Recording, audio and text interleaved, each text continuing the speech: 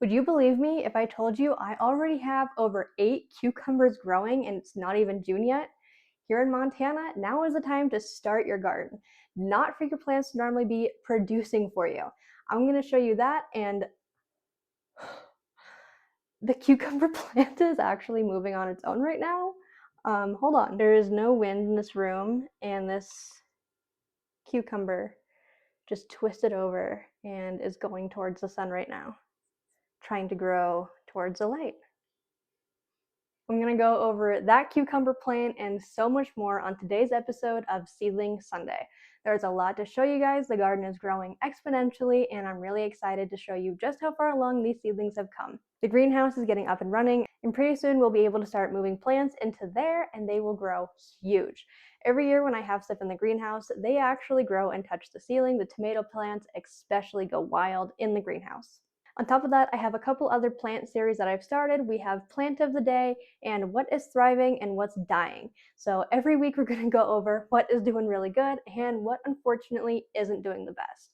On top of that, every couple of days, I'm going to be posting a Plant of the Day video where I go over a specific plant in my collection and share with you a few details, maybe a story of how I came across the plant, and overall just share my abundant house jungle with you guys. So check in for that series, and I'm so happy that you guys are here, and I will catch you in the next one.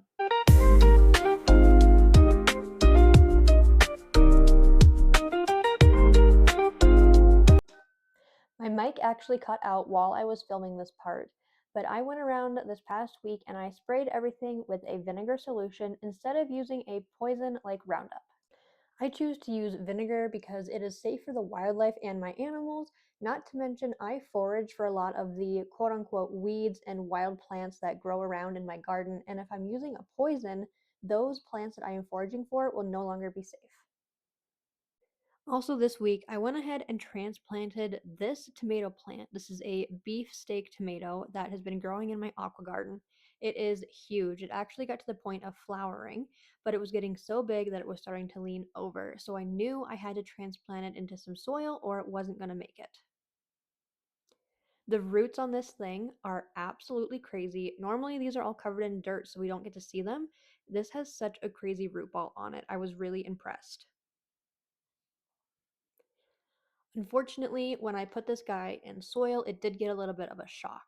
Even though I used my ancient soil and a bunch of other really good things to try and give it the best chance possible, it was just a little bit too shocked from going from the aqua garden into soil. So I ended up chopping this plant basically in half, and I'm hoping that it will come back to life and produce for me, but I'm not 100% sure that it will. The thing about gardening is everything is trial and error, so you don't really know what exactly is going to work until you have tried it and almost perfected it. This is my first year starting everything by seed, which means I don't plan on buying anything. I've actually started some more seeds to supplement the ones that have ended up dying out since I started them in March, and those seeds hopefully will be big enough to plant in my garden soon. This is the organic plant food that I use for all of my garden plants, even my herbs. This is the only thing that I have found that really helps them, and I trust it fully that it's not going to harm them or harm the produce that I will end up eating. On top of that, I had to build trellises for both of my indoor cucumber plants that are also in aqua gardens because they are getting huge. They are both flowering, and I even have cucumbers on each of them. One of them already has, I think, 6 cucumbers on it, and this one right here already has 4 or 5. So I'm really happy with just how big they are getting. Well, here is the reality of what my garden looks like in the springtime. So there is definitely a lot to get done. So let's go through and start pulling all of these weeds and make it look like a garden again. These are my 4 main raised beds. I have them fenced off so that wildlife cannot get in and eat them because my garden is out in the country. Each spring I have to go through and pull all the weeds and till the soil to make sure that all the nutrients are even throughout the entire bed. I do this a couple times before I plant my seedlings in here to make sure that the dirt is perfect for them. It takes me a while, but I do it by hand because machinery wouldn't really fit in these small beds. So this is what I have found that works best for me. It definitely is a labor of love, and I spend a lot of time out there just maintaining and manicuring my beds, but it is totally worth it in the end. I also find it to be really peaceful. I get to spend time outside in the sun, my dogs are running around, and I'm just listening to the birds, doing what I love the most, which is working with my plants and my garden. All of this work is definitely going to pay off. And in a few months, when I show you guys what my garden looks like, I really hope that you can see just how much the hard work has gone into really creating a beautiful garden. Thistles are the absolute bane of my existence. They are horrible and they go so deep down in the soil that they can be really hard to pull. And because I choose not to use any poisons or Roundup, that means that I go through and hand pull them all. Again, I do find this to be pretty peaceful, even though I get frustrated in the moment. Looking back, it's really satisfying when I can pull the entire thing out of the ground because they do have pretty long roots, like I said, and it is super satisfying. I'll show you here pretty soon. This bed here will mainly be potatoes and some other hardier crops. I'm not sure exactly what else I'm going to put in here yet this year. I lay out my beds a little differently every year, just kind of trying to figure out what grows best in which location.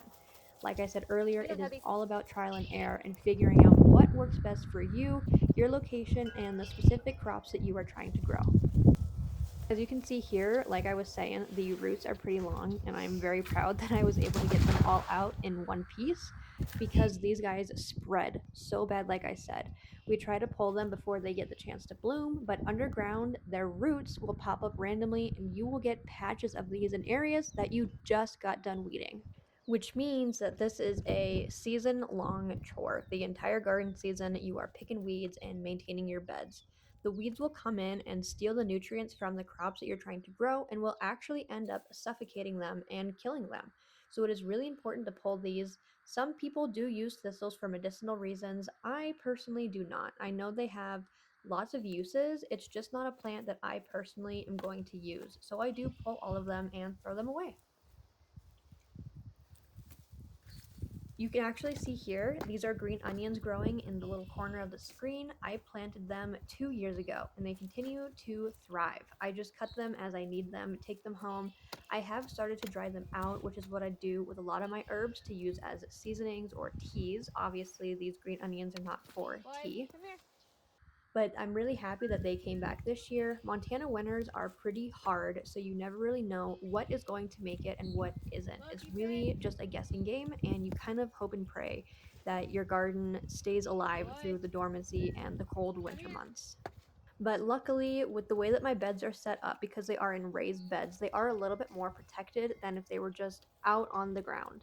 So, with that being said, a lot of my stuff does come back year after year. It just goes through a dormancy period, and I'll go ahead and Junior, show you the next bed, which is where the majority of my stuff that comes back every year stays. Now, the raspberries, Quinn, strawberries, no rhubarb, ma'am. gooseberries, those all come back every year on their own. A lot of them are actually wild and were spread by Boyd. birds, so I don't have to do a lot with that crop. I got these two beds done, looking really good. Our rhubarb is coming back right there. These are green onions. Those are lilies. Over here, this rhubarb is beautiful.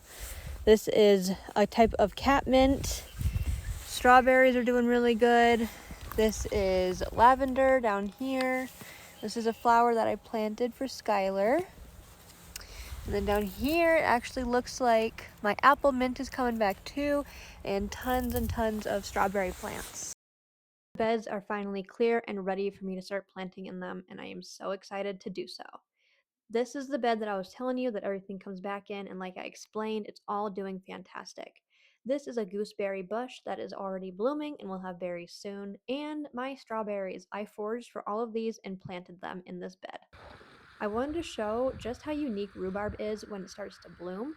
It forms these kind of balls, and then that will puff up into a stalk, and a flower will bloom on top of it. A little bit of a closer look at my apple mint that is starting to come up, along with my lupin and my lavender. The weather is starting to really warm up here in Montana, and June 3rd is quickly approaching, which is our last frost date. Which means I'm hoping that next week will be the last week that I have to carry these babies in and out every single day. I do plan on moving a bunch of these up to the greenhouse, and I'll be taking videos of that obviously, so stay tuned for that. But what I'm meaning to say is that the majority of these cannot stay outside at night quite yet because the temperatures still get a little too cold. Now, where I am located, I'm in a little bit of a banana belt, which means it stays kind of warm down here, much warmer than it would up in my greenhouse. So next week, I am going to go ahead and try to leave them out a couple of nights and see how they stand. That does mean I might lose a couple plants, but again, it's all trial and error. So you just kind of have to wait until the weather permits you to really start your garden. And here in Montana, it's not the beginning of spring like it is the majority of the country. I still water these guys every couple of days using my plant food just to make sure that they are getting the best nutrients they can before I transplant them into the garden with really good compost soil. I am especially proud of how good the corn is growing. Corn, in my opinion, is really hard to grow from seed. That's just my experience with it, and all of mine are actually doing great, and I have yet to lose a corn plant, which shocks me because I have lost quite a few tomatoes, yellow squash. I lost one spaghetti squash. Not very many of my gourds bloomed, but overall, what is growing is thriving and doing super, super well.